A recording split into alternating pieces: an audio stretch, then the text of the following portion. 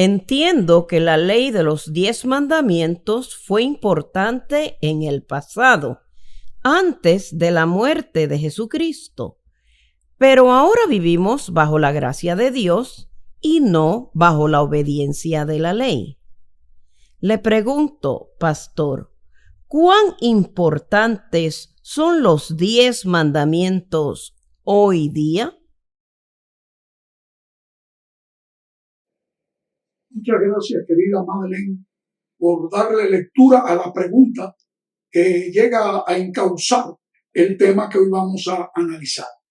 Es un tema importante, esa pregunta es una pregunta importante.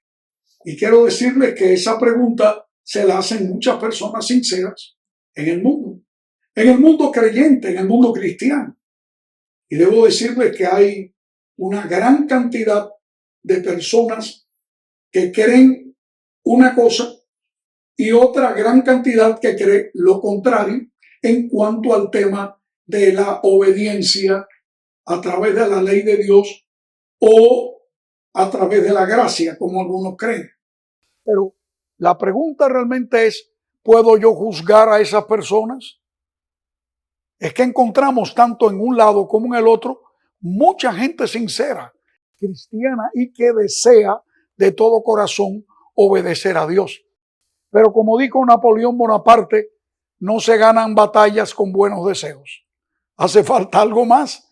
Y para eso estamos aquí nosotros hoy, sin más preámbulos, para analizar a la luz de la mayor fuente, que es la Biblia, las Sagradas Escrituras, cuál es la verdad sobre este tema. Y para ello tenemos con nosotros al profesor Javier Díaz, quien enseña o ha enseñado a través de muchos años la cátedra de teología a nivel universitario.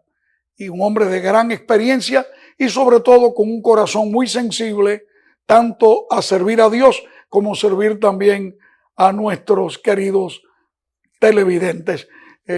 Mi querido pastor y profesor, gracias por estar con nosotros.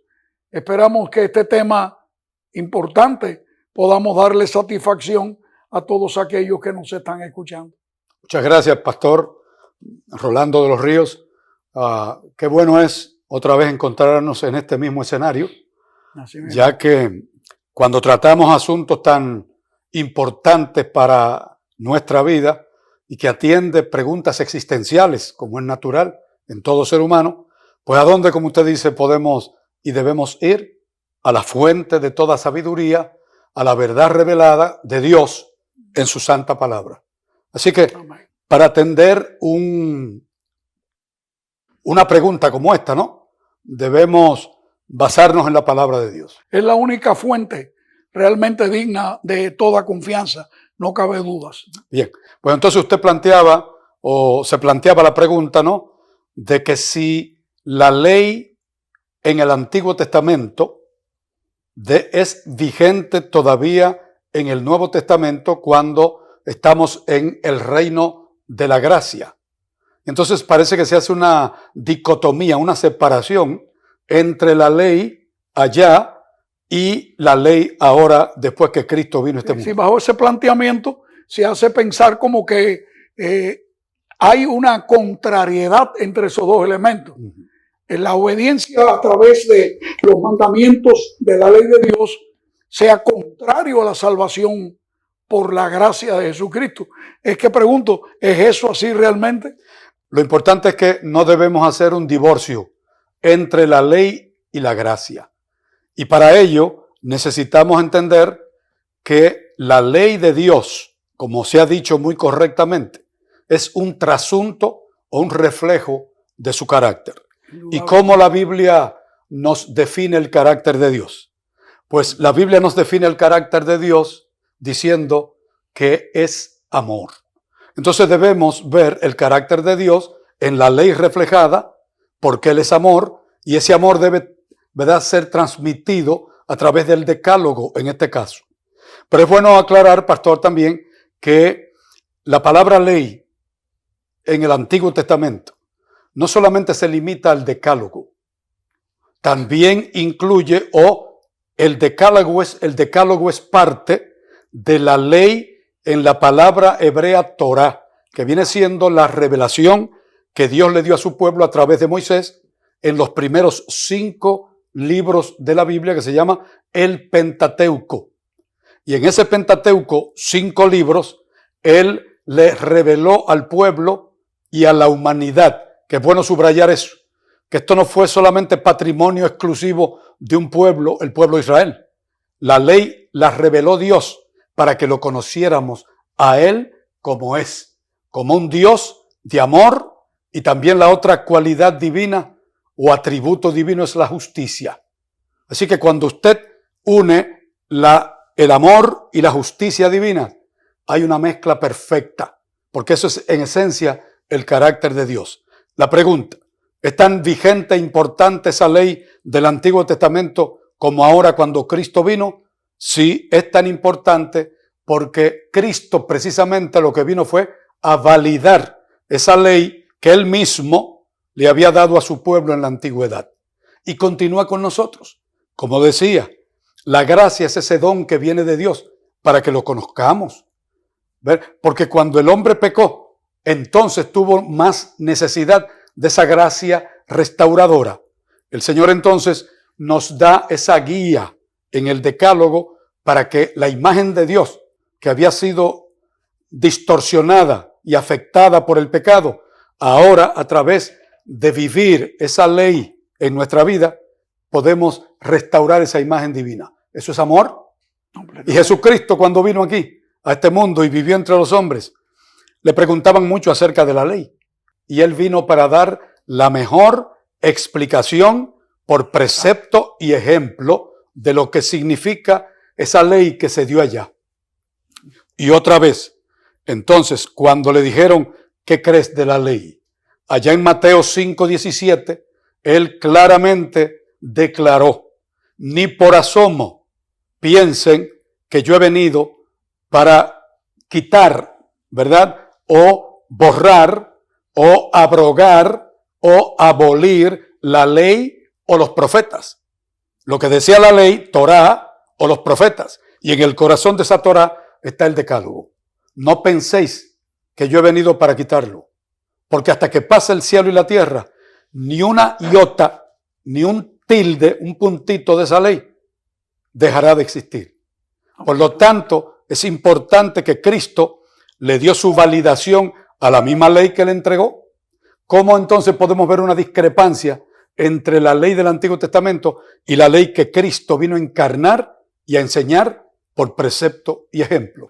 No hay tal cosa como una diferencia. La gracia, Dios salvaba al hombre por su gracia en el Antiguo Testamento y también nos salva por su gracia en el Nuevo Testamento. Seguramente, porque es lo que algunos piensan, profesor Díaz, y ahí está el error, porque realmente en el fondo yo creo que todo cristiano sincero tiene una seguridad interna, quizás no expresada, pero sí interna, que existe una relación de su salvación en Cristo con la ley de Dios, porque son mandamientos de amor, como usted está diciendo.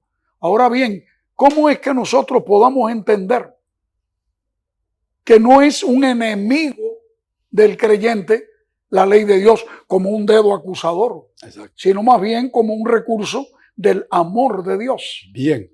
Bueno, pues entonces ahí también hay otra vertiente de esas confusiones que podrían haber en relación a la dinámica que hay entre la ley y cómo yo la asimilo, la recibo de Dios y qué hace esa ley en mí. Exacto. Entonces muchas personas dicen, quiere decir entonces que ustedes al obedecer esa ley, cumplir con sus mandamientos, usted está comprando esa salvación. Pues nada más lejos de la verdad. Porque la ley no tiene función salvífica. Es decir, nadie puede decir que se salve por guardar la ley de Dios. ¿Quiso usted decir? Precisamente, nosotros cuando somos salvados por la gracia de Dios, entonces estamos habilitados para cumplir esa ley. No para buscar mérito de que yo me merezco esa salvación. Es decir, que la ley, profesor, no se guarda para ser salvo, sino porque se guarda porque somos salvos. Exactamente. Me gustó eso. Sí. Y entonces, eso es lo que Cristo quiso enseñar con su vida de 33 años aquí. principalmente en esos 3 años y medio de ministerio público, le quiso enseñar a ese pueblo de Israel que a través de los siglos se habían distorsionado la naturaleza y el carácter de la ley. Y en vez de hacer de la ley ese espejo que refleja el carácter de Dios, ellos convirtieron la ley en un fin en sí mismo. Y por eso se convirtieron en áridos legalistas. Y el Señor Jesús le dijo, ustedes guardan el mandamiento de labios, pero no de corazón, porque ustedes están tratando de salvarse a través de su obediencia, y la obediencia no salva, salva la gracia de Dios que Él da a nosotros y la recibimos por la fe. Así que ahí está la grandeza del amor de Dios al darnos esa santa, ¿verdad?, y buena ley, como dice Pablo. Amén. Maravilloso. Es algo admirable, profesor, porque al mirarlo de ese ángulo nos damos cuenta que no podemos encontrar una diferencia entre la manera de salvar Dios al pecador en el Antiguo Testamento y luego más tarde, después de Cristo, salvarnos a nosotros. Porque hay un elemento que no podemos pasar por alto, el ser humano. Correcto. No importa si es judío o es gentil o es de cualquier país que sea, ¿no? Y que viva en cualquier tiempo, porque no importa qué tiempo vivamos, siempre el pecado existe. Exacto. ¿Cómo es que Dios pueda crear un plan de salvación para los judíos y luego otro plan de salvación para nosotros? De hecho, Esto es ese un punto plan, importante. pastor, ese plan de salvación, Dios se lo dio al pueblo hebreo para que cumplieran una misión. Y la misión era que ellos fueran los misioneros de Dios al mundo. Si hubiesen sido fieles, hubiesen enseñado correctamente la naturaleza y la función de la ley. Pero ellos se desviaron. Y entonces olvidaron el propósito de esa ley y entonces abrazaron el legalismo. Y aunque estamos comenzando, pastor y audiencia que nos mira aquí en este programa, estamos hablando de que esto no lo vamos a concluir en este programa. No. Tenemos que continuar en una próxima ocasión. Y quiero aclarar lo siguiente.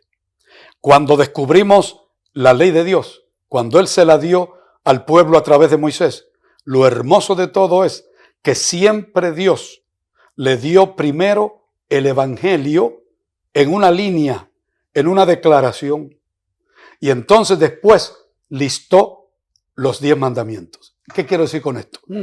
Pues miren, el decálogo está redactado, así como en el idioma español, inglés o cualquier idioma moderno, está expresado en forma de modos. Nosotros nos comunicamos en diferentes modos en el idioma. Y cuando estudiamos en la escuela, nos enseñaron que el castellano tiene diferentes modos. El modo indicativo, el modo imperativo, el modo circunstancial, ¿verdad? Y diferentes modos. Claro. Pues, ¿cuáles son los 2 modos que sobresalen en esta ley de Dios? Pues el modo indicativo primero y el modo imperativo después. Los judíos no pudieron combinar los 2. Y usted dice, ¿y dónde está ese modo indicativo en la ley? ¿Y qué importancia tiene? Para Dios tiene mucha importancia.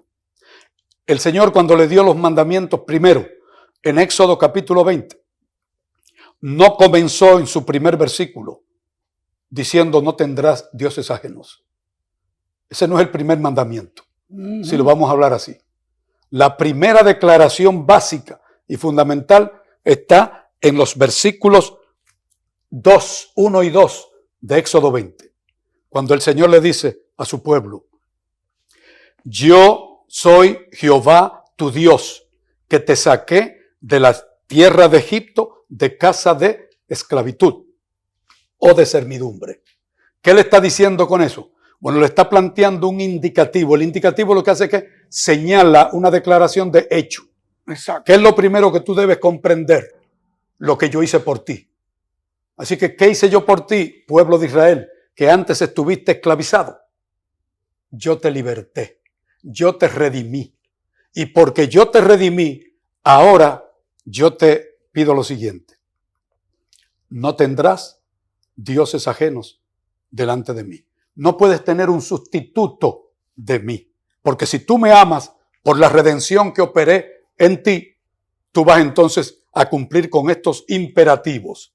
¿Y cuáles son los imperativos? Los 10 mandamientos. Y qué maravilloso, nos lo dio en 2 tablas. Él pudo haberlo escrito los 10 en una.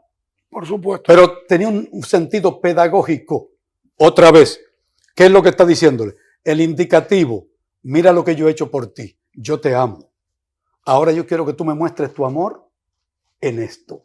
Y es entonces, decir, que la obediencia ajá, es una respuesta a ese indicativo de Dios, del amor de Dios. que aun cuando venga lo imperativo, se toma como actos de amor. Exactamente. Y yo no lo hago por una carga, ni por una obligación allí simplemente empujado y sin la disposición correcta. Lo hago como una respuesta de amor. Correspondo a ese amor de Dios. Completamente. Y yo creo que eso es lo que los judíos perdieron.